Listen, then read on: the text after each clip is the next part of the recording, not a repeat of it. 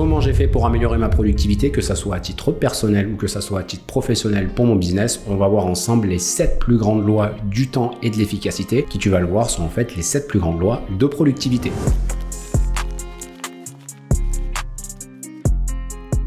Si tu me connais pas ou que tu prends la chaîne en route, je me présente, je suis un entrepreneur, je suis dans la niche du make money, je t'aide à gagner plus d'argent ou à payer moins d'impôts. Si tu veux en savoir un petit peu plus, tout sera sur mon profil dans la description de cette vidéo ou sur mon site karma.net. Avant qu'on parle de ces 7 plus grandes lois du temps, de l'efficacité et de la productivité, je voulais te parler des zones de travail. Alors le script de la vidéo, toutes les petites notes que je me suis prises, comme d'habitude, tu pourras les retrouver dans la description. Mais il faut savoir qu'il y a des zones de travail à privilégier et ces zones de travail à privilégier, elles vont être super intéressantes pour la mémorisation, la lecture, notamment la lecture rapide, l'apprentissage et bien évidemment ce qui va t'intéresser, la productivité. Et ces zones de travail, c'est pas sorti de mon chapeau, elles sont basées sur les rythmes circadiens qui sont notamment eux-mêmes basés sur la physiologie humaine. Ce qu'il faut savoir, c'est qu'en fait, il y a 3 zones de travail. Il va y avoir la zone noire, la zone morte et 2 zones chaudes. Et ces zones de travail, je vais te les découper au sein d'une journée. Première zone, c'est la zone noire. Elle se situe entre 19h et 3h du matin, donc plutôt le soir, cette zone noire. Et cette zone, c'est une zone à privilégier plutôt pour le repos. Moi, sur mes journées, comment ça se caractérise? Le soir, soit je regarde une série, soit je lis un petit peu, mais tu vas le voir, je lis plutôt le matin. Mais souvent, je consomme du contenu, notamment des vidéos YouTube, des vidéos anglo-saxonnes. Donc la zone noire, le soir, il faut éviter de travailler. C'est une zone qui est faite pour le repos. En fait, tout ton corps physiquement et tout ton cerveau intellectuellement vont demander des efforts au cours de leur journée. Donc cette zone, on va dire noire, c'est vraiment pour le repos. Deuxième zone, c'est la zone morte. Cette zone, elle se situe entre 11h et 15h. C'est le fameux coup de barre de midi. Alors cette zone morte, elle est ni négative ni positive. Moi, comment je m'en sers? En fait, j'ai des rendez-vous, tu vas le voir, jusqu'à midi. À midi, je mange, je m'alimente et en fait, je fais du sport. Mais cette zone morte entre 11h et 15h, elle est souvent due à la digestion. C'est le fameux coup de barre. Elle n'a pas un grand intérêt non plus. Par contre, ce qui va nous intéresser, ce sont les 2 zones chaudes. Et il y en a une première entre 3h du matin et 11h et il y en a une deuxième entre 15h et 19h. Première zone chaude entre 3h du matin et 11h. Cette zone, elle est très intéressante pour l'apprentissage, pour la mémorisation et pour notamment la productivité. Pourquoi? C'est à ce moment-là où tout ton corps va se réveiller. Tu vas avoir des libérations d'hormones. Je m'en suis noté quelques-unes: noradrénaline, sérotonine, endorphine, etc.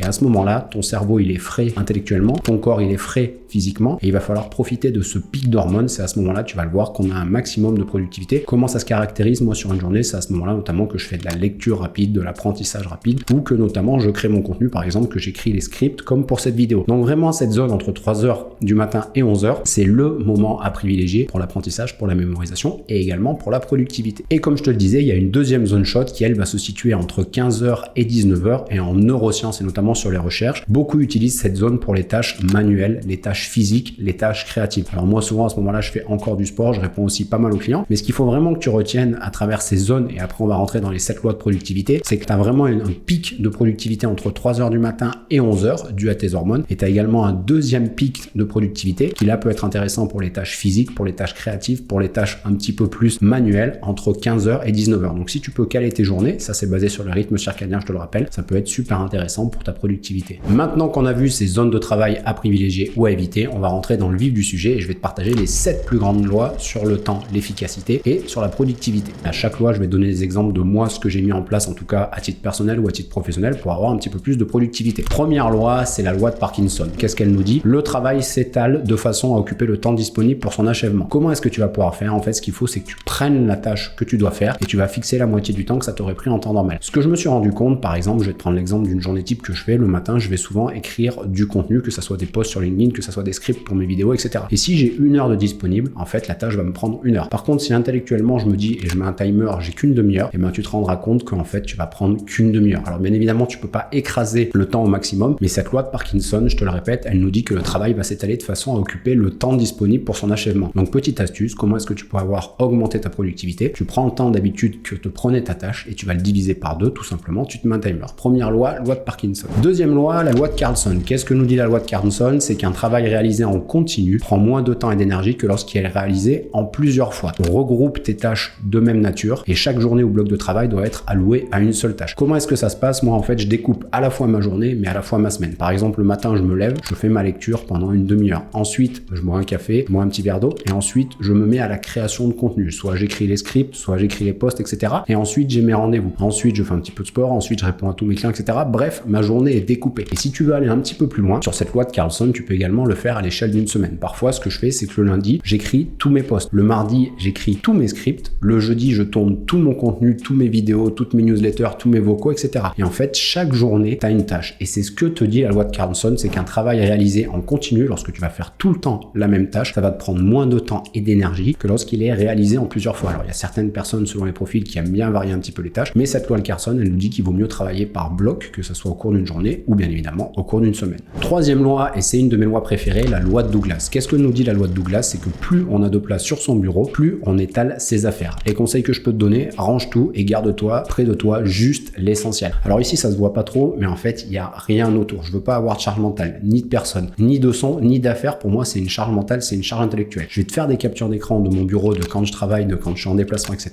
Et tu vas voir, je suis vraiment un ayatollah là-dessus, parce qu'en fait, tout ce qui va être pas essentiel sur mon bureau, et ben en fait, c'est de la charge mentale. Donc vraiment, cette loi de Douglas, moi, je la trouve vraiment essentielle. Je te la répète, mais plus on a de place sur son bureau, plus on étale ses affaires. Donc range tout et tu gardes vraiment juste l'essentiel. Quatrième loi, et ça, c'est une loi super intéressante également, c'est la loi d'Illich. Qu'est-ce que nous dit la loi d'Illich? Au-delà d'un certain seuil, l'efficacité humaine décroît, voire devient négative. Alors qu'est-ce que je me suis noté de te dire? C'est que fais des pauses pour être plus productif. Alors ce qui est très connu, c'est notamment Podomoro. Qu'est-ce que Podomoro? Tu fais des cycles de travail de 20-25 minutes, entrecoupés de 5 minutes de pause par cycle de 4. Mais cette loi, elle nous dit qu'en fait, au-delà d'un certain seuil de travail, de productivité, et notamment pour les tâches intellectuelles, ta productivité va décroître. Et il y a des études américaines qui l'ont fait sur des laboratoires de recherche avec des scientifiques notamment. Ils ont fait des études et ils ont vu que la courbe de productivité, elle est à son maximum au bout de 20 heures de travail par semaine. Au bout de 35-50 heures, et plus ils travaillent, plus la productivité décroît. Ça, bien évidemment, c'est valable pour les tâches intellectuelles. Si tu fais une tâche manuelle, si tu fais une tâche physique, admettons que ta tâche, c'est de faire de la maçonnerie, bah, plus tu vas mettre de coups de pelle, plus tu vas avoir de productivité. Ça, c'est une tâche physique. Mais en tout cas, pour les tâches intellectuelles, ce qu'il faut que tu retiennes, c'est que la productivité va souvent atteindre son maximum à 20 heures par semaine. Et cette loi nous dit qu'au-delà d'un certain seuil, justement, l'efficacité humaine va décroître, voire même va devenir négative et va pouvoir impacter ses décisions. Ça, c'est la loi d'Illich. Cinquième loi, et ça, c'est une loi super intéressante, c'est la loi de Fraisse et de Laborie. Qu'est-ce qu'elle nous dit? Elle nous dit qu'au travail, nous avons tendance par instinct, de prime abord, à chercher la satisfaction immédiate et à fuir le stress. Qu'est-ce que je me suis noté? Commence ta journée de boulot par les travaux les plus difficiles, vraiment ce qui te porte le plus de peine, et récompense-toi. Comment est-ce que moi j'ai mis ça en place pour mon business? En tout cas, c'est simple. Dès que je me lève, je réfléchis pas. C'est une habitude. Je bois un verre d'eau et tout de suite, je fais de la lecture et de la lecture rapide. Pourquoi? Parce que je sais que c'est une tâche qui va me demander de la concentration, qui va me demander d'avoir une vivacité d'esprit, d'être intellectuellement complètement frais, etc. Donc vraiment, le meilleur conseil que je peux donner, si tu as des tâches que tu n'aimes pas faire, si tu as des tâches que tu détestes faire, fais-les dès le matin. Et moi, en fin de journée, je me garde mes tâches préférées qui sont, comme je te le disais, de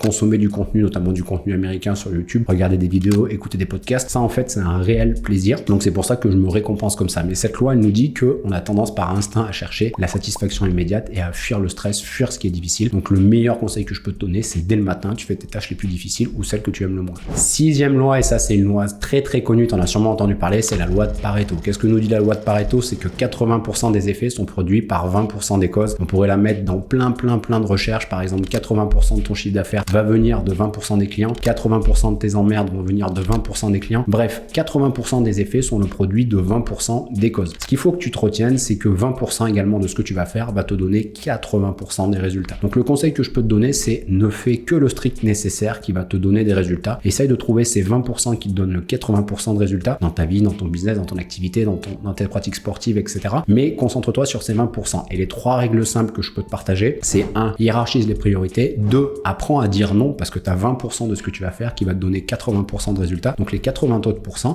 apprends à dire non, ne le fais pas, fais les 20% qui te donnent un maximum de résultats. Moi aujourd'hui, qu'est-ce qui me donne le maximum de résultats dans mon business? C'est de créer du contenu de qualité et de bien m'occuper de mes clients. Alors le contenu, je sais pas s'il est de qualité, mais en tout cas, c'est de créer du contenu et de m'occuper de mes clients. Donc je me focalise là-dessus, je crée du contenu et je m'occupe de mes clients. Et ensuite, en 3, délègue les tâches non indispensables. Donc si tu veux vraiment utiliser cette loi de Pareto, n'oublie pas, 20% de tes actions vont donner 80% de tes résultats. Les 3 règles simples que je peux te donner: 1, hiérarchise les priorités, 2, apprends à dire non ou dis non, et 3, délègue les tâches non indispensables. Dernière loi, et pour finir un petit peu sur une touche particulière et sur une touche d'humour, la loi de Murphy. Qu'est-ce que nous dit la loi de Murphy? C'est que tout ce qui peut mal tourner va mal tourner. Quel conseil je peux te donner là-dessus? Malheureusement, on peut ne rien faire, sauf faire du mieux qu'on peut et juste prier au bon moment quand ça va vraiment tourner mal. Mais en tout cas, c'est juste pour te partager aussi que parfois il y a des choses, tu vas pouvoir mettre en place plein de choses, que ce soit à titre personnel ou à titre professionnel, et que parfois ça va mal tourner. C'est la loi de Murphy. Tout ce qui peut mal tourner va peut-être un jour mal tourner, donc on a juste à prier. Je te refais un bref résumé de ces 7 plus grandes lois du temps et de l'efficacité. l'efficacité. 1. La loi de Parkinson, le travail s'étale de façon à occuper le temps disponible pour son achèvement. 2.